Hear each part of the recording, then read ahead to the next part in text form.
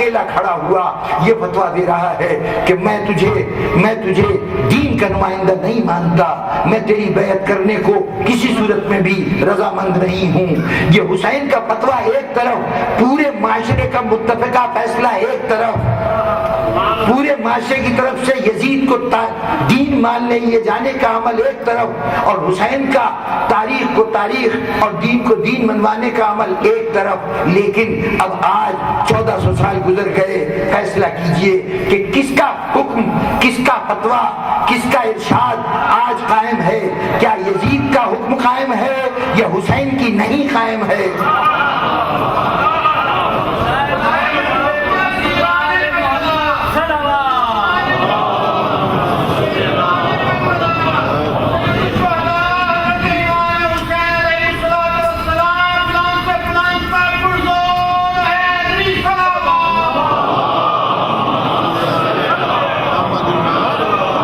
میری بات واضح نہیں ہوئی،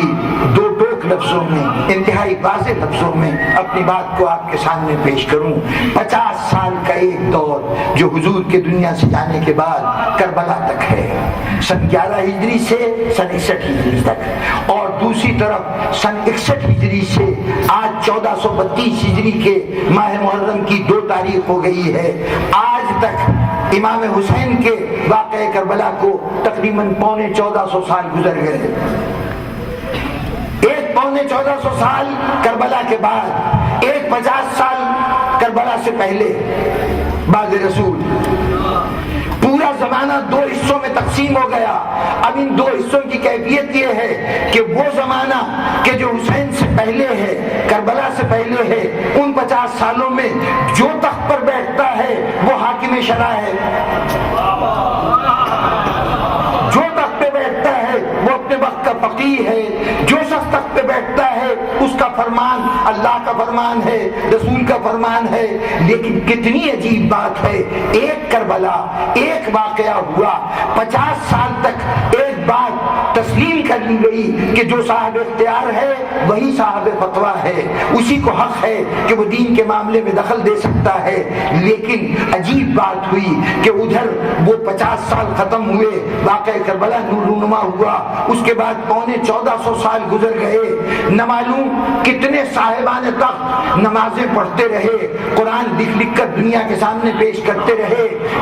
دین کا نعرہ بلند کرتے رہے، اپنے کو امیر المومنین کہلواتے رہے، اپنے کو خلیفہ رسول کہلاتے رہے۔ سب کچھ کرنے کے باوجود کسی بھی صاحب تخت و تاج کو یہ جرت نہیں ہوئی کہ اس وقت سے لے کے آج تک فتویٰ دینے کا اختیار استعمال کر سکے۔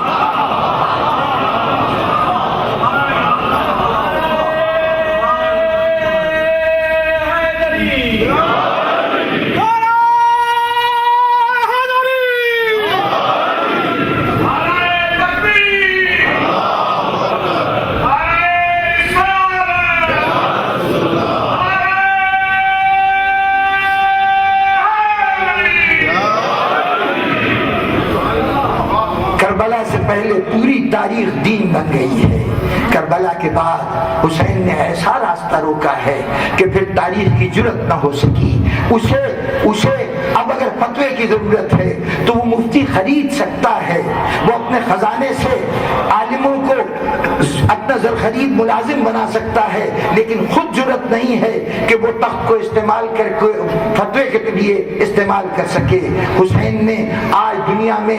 جو بھی مسلک ہے، جو بھی فقہ ہے، چاہے اس کا امام کوئی ہو، کل کے امام خلیفہ وقت حضرت ابوبکر، کل کے امام حضرت عمر خلیفہ وقت، حضرت عثمان خلیفہ وقت، حضرت علی خلیفہ وقت، اسی حیثیت میں ملت اسلامیہ مان رہی تھی نا کہ یہ حکمران ہیں۔ لیکن کربلا کے بعد آج امام ابو حنیفہ امام ہوں گے، امام شافعی امام ہوں گے، امام مالک امام ہوں گے، امام احمد ابن حنبل امام ہوں گے، جن کے پاس نہ کوئی سلطنت ہے، نہ کوئی علاقہ ہے، نہ کوئی فوج ہے، نہ کوئی تخت و تاج ہے۔ یہ اتنا بڑا انقلاب کیسے آ گیا؟ یہ انقلاب حسین کا کارنامہ ہے۔ آج ملت اسلامیہ کا ہر مسلک، ہر گروہ حسین کا شکر گزار ہو کہ حسین نے تمہاری فقہ کو بادشاہوں کے ہاتھ سے چھین کر تمہارے عالموں کے حوالے کر دیا۔ ورنہ بادشاہوں کے ہاتھ میں یہ فقہ ایک کھلونا بنی رہی تھی، ہر لمحے دین کے ساتھ مذاق ہوتا رہتا، بادشاہوں کی خواہشات ہی دین بن کر تم پہ نافذ ہوتی، اور آج تم اسلام کے نام سے تو واقف ہوتے لیکن تمہارا مکمل کردار ان بادشاہوں کی اس گھناؤنی کردار کی تصویر ہوتا جو وہ ان کی خواہشات نفسانی کی صورت میں وجود میں آتا۔ آج اس دین کو بادشاہوں کے تسلط سے نکال کر جو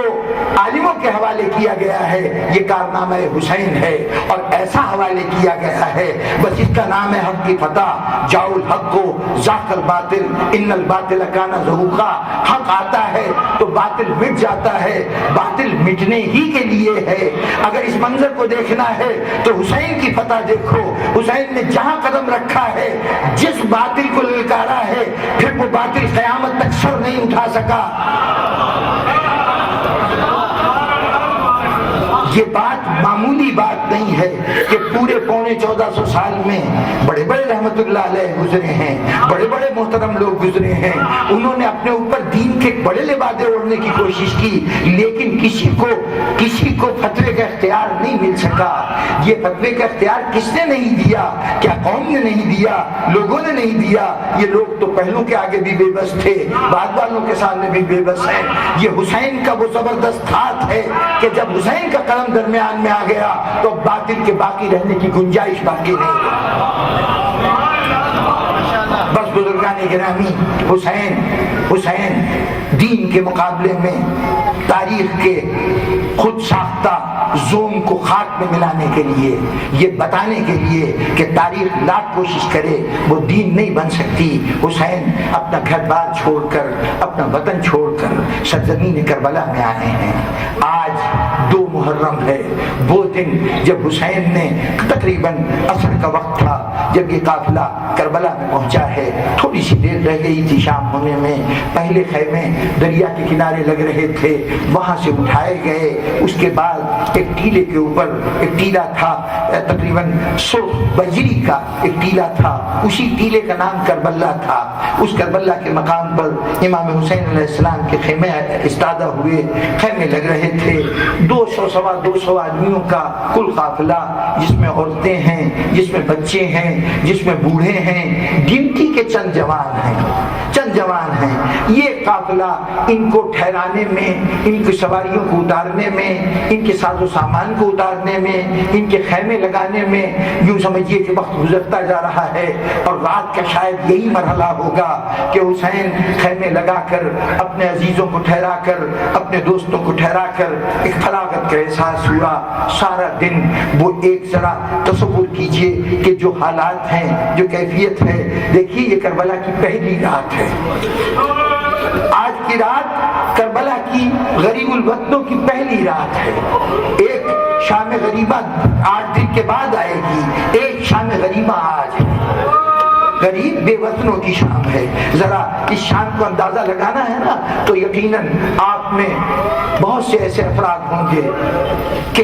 اپنے وطن سے جب یہاں آنے لگے تو بڑا شوق تھا، ذہن میں بہت کچھ تصورات تھے، بڑے بلند خواب تھے کہ جائیں گے تو ہمارے لیے ایک روشن مستقبل ہمارا انتظار کر رہا ہوگا، لیکن جب اس سرزمین پہ قدم رکھا ہوگا تو یقیناً کئی افراد ایسے ہوں گے جن کا یہاں پہ پہلے کوئی شناسہ نہیں تھا، کوئی ٹھکانہ نہیں تھا، کوئی ایسا ربط نہیں تھا کہ جہاں پر کسی پچھلے حوالے سے وہ جا کے ایک رات گزار سکے۔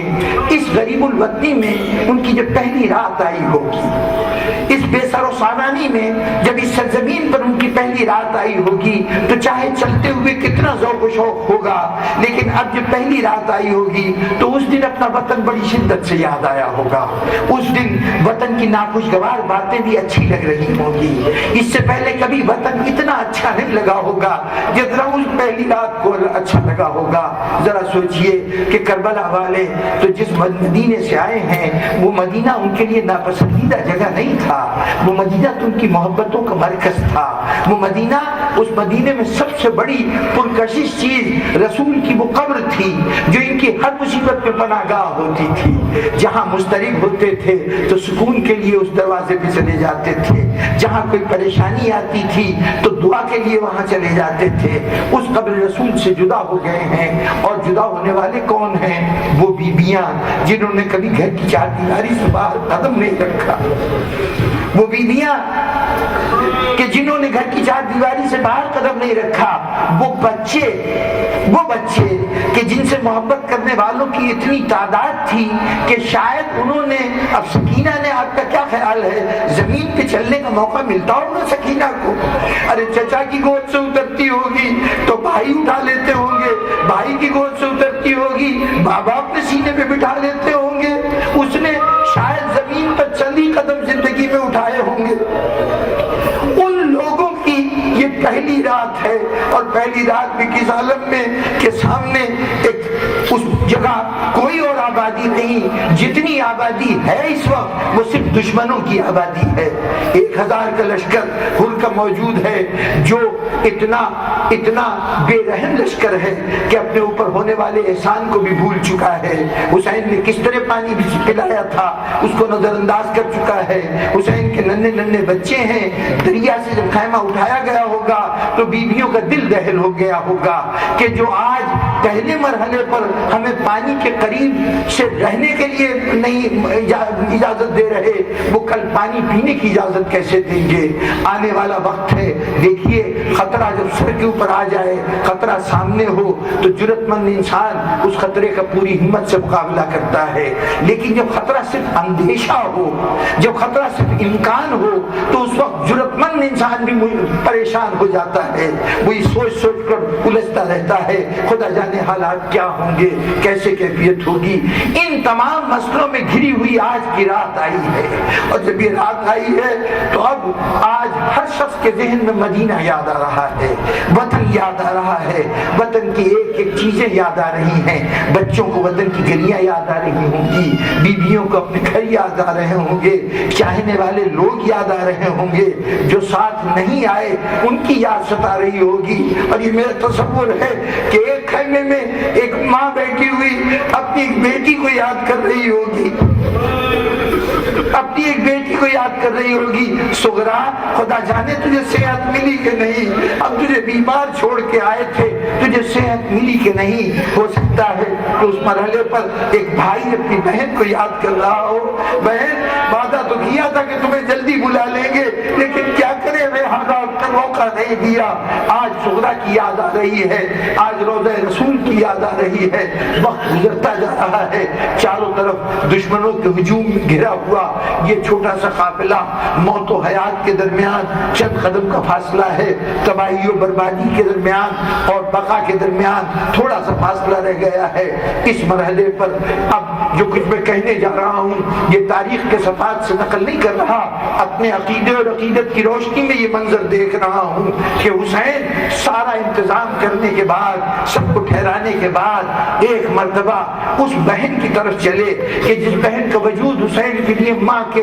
شفقت کا مظہر تھا, جس کے پاس جا کر ماں کی ممتا کا احساس ہوتا تھا. حسین جب کبھی بیتاب ہوتے تھے تو زینب کے پاس 2 گھڑی بیٹھتے تھے, حسین کو سکون آ جاتا تھا. حسین آئے, اپنا سارا انتظام مکمل کیا, اب چلے. بہن میں بہت تھک گیا ہوں, صبح سے انتظامات تھا, سفر بھی کیا ہے, قافلے کے ٹھہرنے کا اہتمام بھی کیا ہے, دشمن کی فوجوں سے اتنی دیر تک بحث مباحثے بھی ہوتے رہے ہیں. بہن تھک گیا ہوں, تیرے پاس سکون کی تلاش میں آیا ہوں. زینب نے کھڑے ہو کے استقبال کیا ہوگا, بھائی کو پاس بٹھایا ہوگا. جب حسین بیٹھ گئے ہوں گے بہن حال پوچھتی رہی, انتظامات کے متعلق پوچھتی رہی, کیا کچھ ارادے ہیں ان ارادوں کے متعلق پوچھتی رہی. یہ سب باتیں پوچھ کے کہا بھیا ایک بات تمہیں مجھے معلوم ہے تم بہت تھک گئے ہوگے, تم نے بہت صبح سے تم مصروف ہو, لیکن بہن ایک چھوٹی سی فرمائش کر رہی ہے. بھائی بہن کیا بات ہے,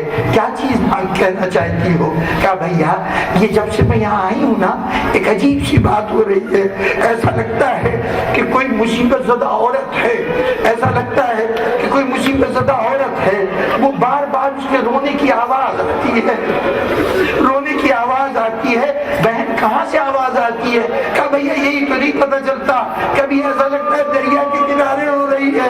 کبھی ایسا لگتا ہے نشیب میں رو رہی ہے، کبھی تو ایسا لگتا ہے خیمے کے پیچھے بیٹھی رو رہی ہے۔ اچھا میں